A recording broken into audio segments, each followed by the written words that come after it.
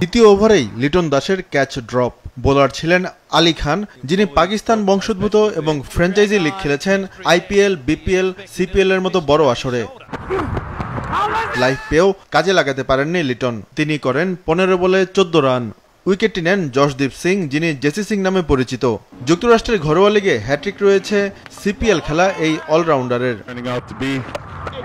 ষষ্ঠ ওভারে আউট সৌম্য সরকার। 13 বলে 20 রান করার সৌম্যকে ফেরান স্টিভেন টেইলর। পাওয়ার প্লের 6 ওভার শেষে বাংলাদেশের সংগ্রহ 2 উইকেটে 37 রান। নাজমুল শান্তকেও বোকা বানান টেইলর। 11 বলে মাত্র 3 রান করেন শান্ত। সবশেষ 4 ম্যাচের 3টিতেই 2 অঙ্কের ঘরে পৌঁছাতে পারলেন না টাইগার অধিনায়ক। হাত খুলে খেলতে থাকেন হৃদয়। 10 ওভার শেষে টাইগারদের সংগ্রহ দাঁড়ায় 3 উইকেটে 65 রান। 12তম ওভারে সাকিব আল হাসান রান আউট হয়ে ফেরেন মাত্র 6 রান করে। বেশ টাইট বল করেন সৌরভ নেত্রভোলকার। এই বাহাতি পেসার 2010 যুব বিশ্বকাপে ভারতের হয়ে খেলেছেন। 15 ওভারে বাংলাদেশের সংগ্রহ 4 উইকেটে 102 রান। দারুণ খেলে অর্ধশতকে পৌঁছান হৃদয়। 40 বলে 50 তোলেন বাংলাদেশ দলের অন্যতম নির্ভরযোগ্য এই ব্যাটার। মাহমুদুল্লাহ রিয়াদ ভালোই সঙ্গ দিচ্ছিলেন হৃদয়কে, কিন্তু উড়িয়ে মারতে গিয়ে আউট রিয়াদ। তার সংগ্রহ 22 বলে 31 রান। ইনিংসের শেষ ওভারে বাংলাদেশ তোলে 17 রান।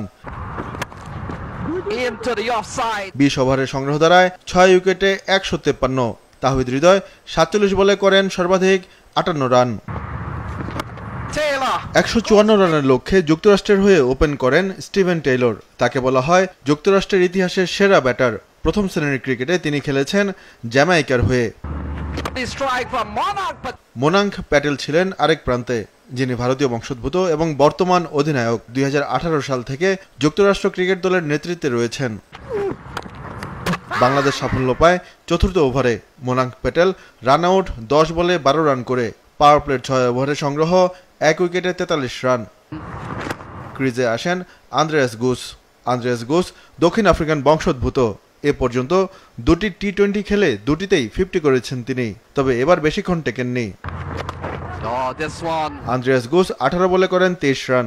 10 ওভার শেষে যুক্তরাষ্ট্রের সংগ্রহ 2 উইকেটে 66 রান। বাকি 60 বলে দরকার 88, হাতে 8 উইকেট। 12তম ওভারে 2 উইকেট নেন মুস্তাফিজুর রহমান। স্টিভেন টেইলর 29 বলে করেন 28 রান এবং অ্যারন জোন্স 12 বলে করেন 4 রান। এরপর শরীফুলের শিকার হন 10 রান করা নীতিশ কুমার। 15 ওভার শেষে সমীকরণ দাঁড়ায় 30 বলে দরকার 60 রান, হাতে 5 উইকেট। ক্রিজে ছিলেন কোরি অ্যান্ডারসন, যিনি একসময় নিউজিল্যান্ডের হয়ে বিশ্বকাপের ফাইনাল খেলেছেন এবং শহীদ আফ্রিদির দ্রুততম সেঞ্চুরির রেকর্ড ভেঙেছিলেন। কিন্তু জ্বলে ওঠেন হারমিত সিং। মাত্র 13 বলে 33 রানে অপরাজিত থাকেন তিনি। কোরি অ্যান্ডারসন অপরাজিত থাকেন 25 বলে 34 রানে। 3 বল বাকি থাকতে জয়ের লক্ষ্যে পৌঁছায় যুক্তরাষ্ট্র। বাংলাদেশের পরাজয় 5 উইকেটে।